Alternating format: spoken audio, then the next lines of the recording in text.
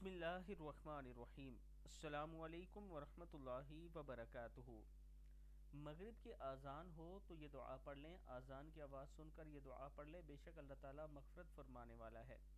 جب مغرب کی اذان ہو تو یہ دعا پڑھیں، اللہم ھذا اقبال لیلک و ادبار نہارک و اصوات دعاتک فاغفر لی۔